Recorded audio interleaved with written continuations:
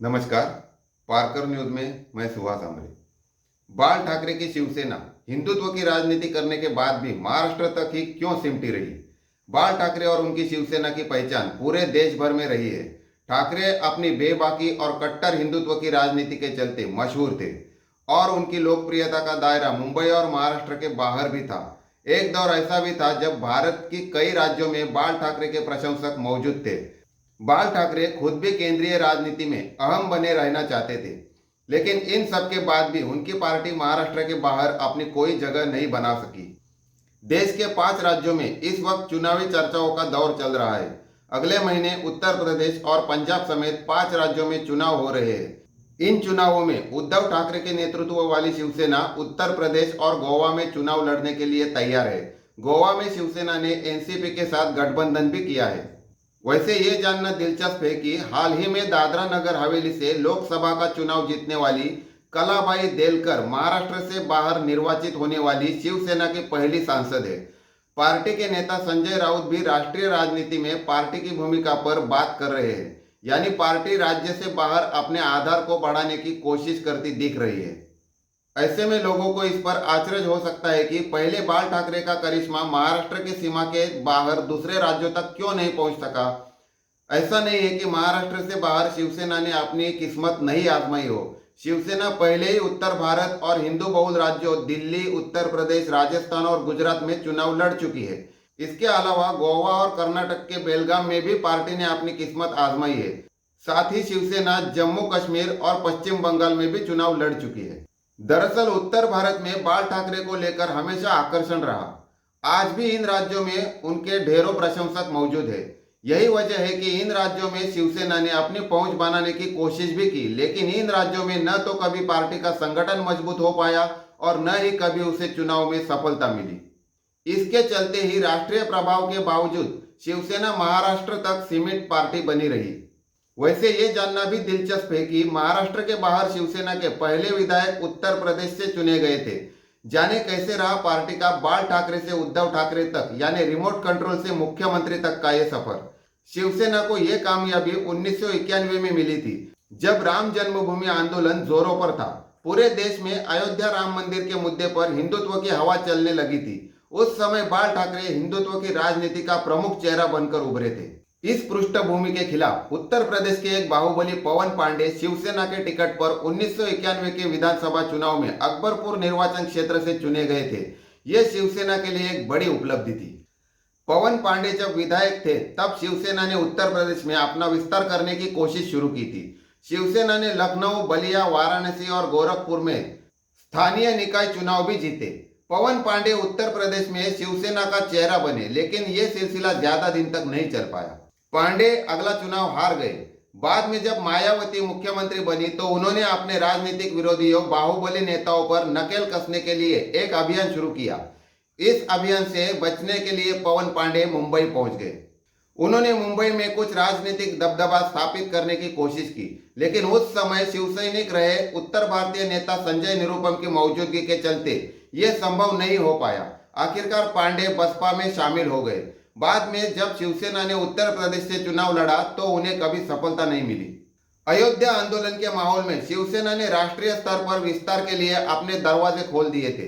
हिंदुत्व की राजनीति का असर हिंदी पट्टी के राज्यों में दिखाई देने लगा था और इसी वजह से शिवसेना की पहचान भी बनने लगी थी। राम जन्मभूमि आंदोलन के दौरान बाल ठाकरे को लेकर पूरे देश में कौतूहल था। ये 90 के दशक का वो दौर था जब शिवसेना महाराष्ट्र की सत्ता पर काबिज होने की कोशिश कर रही थी। Bal Thackeray and the rise of Shiv Sena पुस्तक के लेखक और पत्रकार वैभव पुरंदरे कहते हैं, शिवसेना के बारे में उत्सुकता तब और बढ़ गई जब पाकिस्तान में लोगों ने ठाकरे ठाकरे करना शुरू कर दिया था। ये वो समय था जब पूरे देश में शिवसेना के मराठी अस्मिता, आक्रामकता, राडा संस्कृति यानी गुंडागर्दी की संस्कृति की चर्चा होती थी। इससे पहले भी आपातकाल के दौर में कम्युनिस्ट विरोधी स्टैंड लेने के चलते शिवसेना सुर्खियां बटोर चुकी थी। इन सब के बाद भी शिवसेना एक क्षेत्रीय या कहे स्थानीय ताकत ही थी। मुंबई और ज्यादा से ज्यादा ठाणे तक इसका असर था, लेकिन 1985 के बाद जब बाल ठाकरे ने हिंदुत्व का मुद्दा उठाया, अयोध्या राम मंदिर का मुद्दा आया और मुंबई में दंगे हुए, तब शिवसेना महाराष्ट्र में तेजी से बढ़ने लगी। ये वो समय था जब बाल ठाकरे शिवसेना की राष्ट्रीय पहचान के लिए आकर्षित हुए। उदाहरण के तौर पर उत्तर प्रदेश के विधायक को लिया जा सकता है, जिससे यह जाहिर होता है कि तब बाल ठाकरे के मन में भी राष्ट्रीय राजनीति की आकांक्षाएं रही होंगी। यही वजह है कि शिवसेना कई राज्यों में चुनावों में शामिल हुई। इन चुनाव परिणामों से शायद शिवसेना को ये एहसास हुआ होगा कि केवल मराठी के नाम पर राष्ट्रीय राजनीति में आगे नहीं बढ़ा जा सकता। इसलिए 1993 में उन्होंने हिंदी भाषिक में दैनिक दोपहर का सामना शुरू किया और उत्तर भारतीयों का सम्मेलन बुलाना शुरू किया। राज ठाकरे और उद्धव ठाकरे के साथ बाला साहेब ठाकरे छाती ठोककर हिंदुत्व का समर्थन करने वाले ठाकरे बन गए। बाल ठाकरे की पसंदीदा कार्टून कैरेक्टर थी इंदिरा गांधी। हालांकि महाराष्ट्र के बाहर शिवसेना को कभी स्थायी सफलता नहीं मिली। दूसरे राज्यों में संगठन स्थिर नहीं रहा। कुछ चुनावों में एकाध शानदार प्रदर्शन को छोड़कर कोई भी लगातार जीत हासिल नहीं हुई है। कुछ विश्लेषकों का यह भी मानना है कि इसकी वजह यही भी थी कि शिवसेना की सारी नीतियां महाराष्ट्र में सत्ता हासिल करने के लिए थी और जब उन्हें महाराष्ट्र की सत्ता में हिस्सेदारी मिली तो पार्टी काफी हद तक संतुष्ट हो गई। उस समय महाराष्ट्र पर ध्यान केंद्रित किया गया था और एक तरह से शिवसेना ने राष्ट्रीय राजनीति में अपने पांव पसारने का मौका गंवा दिया। पार्टी 1995 में राज्य की सत्ता में आए। इस उद्देश्य को प्राप्त करने के बाद वे एक रणनीति तैयार कर सकते थे और महाराष्ट्र से बाहर विस्तार कर सकते थे, लेकिन पार्टी ने कभी भी वो रणनीति नहीं बनाई। पार्टी के नेता भी राज्य की सत्ता में ही लगे रहे। वैभव पुरंदरे बताते हैं, दूसरे राज्यों में पार्टी का कोई स्थानीय चेहरा नहीं था क्योंकि दूसरे राज्यों में किसी बड़े चेहरे का पार्टी से कोई जुड़ाव नहीं था।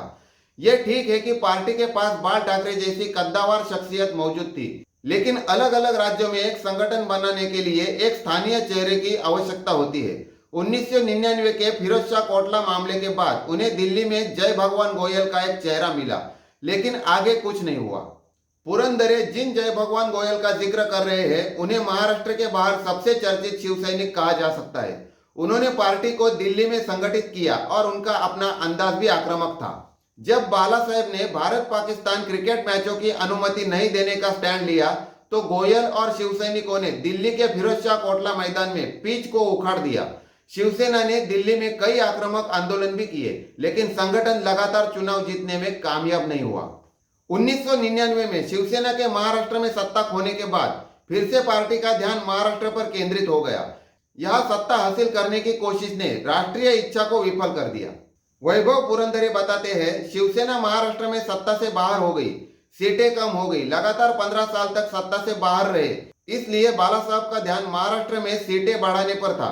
उनकी उम्र भी बढ़ रही थी। महाराष्ट्र के बाहर दूसरे राज्यों में शिवसेना का ध्यान स्थानीय चेहरों को साथ लेने पर बिल्कुल नहीं था। इसका एक उदाहरण गुजरात में मिलता है। शंकर सिंह वाघेला ने नाराज होकर भारतीय जनता पार्टी को छोड़ दिया था और कहा जाता है कि वे शिवसेना में शामिल होना चाहते थे। पुरंदरे के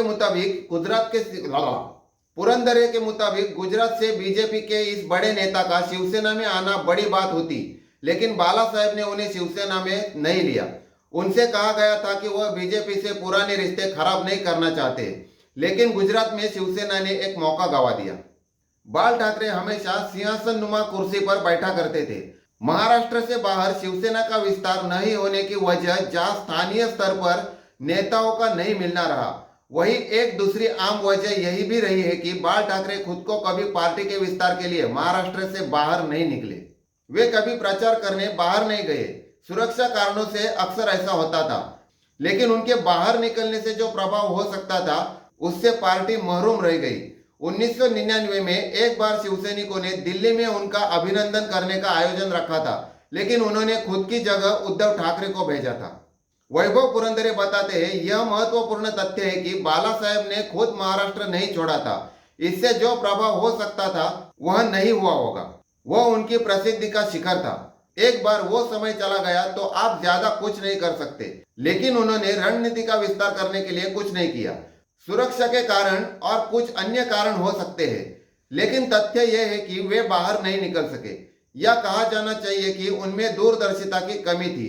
ठाकरे के बिना मुंबई कैसी? बाल ठाकरे पाकिस्तान के साथ क्रिकेट खेलने के खिलाफ थे, लेकिन उन्होंने जावेद मियांदाद को अपने घर पे बुलाया था। कुछ लोगों का यह भी मानना है कि राष्ट्रीय पार्टी भाजपा के साथ गठबंधन के चलते शिवसेना महाराष्ट्र के बाहर अपना विस्तार नहीं कर सकी। दरअसल उत्तर भारत के जिन इलाकों में बाल ठाकरे का आकर्षण था, जहां उन्हें चुनावी सफलता मिलने की संभावना थी, वही इलाके भाजपा के मुख्य चुनावी क्षेत्र थे। इसका जिक्र उद्धव ठाकरे ने बाल ठाकरे के जन्मदिन और दैनिक सामना के सालाना जलसे के आयोजन पर किया था। उन्होंने कहा था कि बाबरी मस्जिद के गिराए जाने के समय हिंदुत्व की राजनीति के बढ़ने का दौर था और हम लोग महाराष्ट्र में रह गए। अगर हिंदुत्व की राजनीति का पूरा फायदा उठाया होता तो हम लोग दिल्ली में होते। इन राज्यों में बीजेपी भी हिंदुत्व के मुद्दे पर राजनीति कर रही थी। अगर शिवसेना ने इन इलाकों में विस्तार करने की कोशिश की होती तो भाजपा के साथ संघर्ष अपरिहार्य था। यह भी एक वजह थी जिसके चलते शिवसेना ने खुद को महाराष्ट्र तक ही सीमित रखा। इस पहलू पर वैभव पुरंदरे ने लिखा है, यह नहीं कहा जा सकता है कि भाजपा के कारण शिवसेना का विस्तार महाराष्ट्र के बाहर नहीं हुआ, वो भी तब जब भाजपा की जड़ें बहुत पुरानी है। बाला साहेब के दिमाग में यह विचार रहा होगा कि बहुत अधिक बाहर न जाए, अन्यथा भाजपा के साथ संबंध खराब हो गया होता। प्रमोद महाजन और लाल कृष्ण आडवाणी के साथ उनके व्यक्तिगत संबंध थे, लेकिन मौजूदा समय में शिवसेना और बीजेपी के रास्ते अलग हो चुके हैं। शिवसेना अब कांग्रेस, राष्ट्रवादी कांग्रेस पार्टी, तृणमूल कांग्रेस जैसे नए सहयोगियों के साथ राष्ट्रीय स्तर पर राजनीति में भाग ले रही है। उद्धव ठाकरे के नेतृत्व में शिवसेना बाल ठाकरे के अंदाज से अलग राजनीति करती दिख रही है। ऐसे में बड़ा सवाल यही है कि क्या उद्धव की नई शिवसेना महाराष्ट्र के बाहर विस्तार करेगी और राष्ट्रीय राजनीति में अपना प्रभाव छोड़ पाएगी? जाहिर है इसका जवाब आने वाले समय में ही पता चलेगा। तब तक के लिए देखते रहिए पारकर न्यूज। धन्यवाद।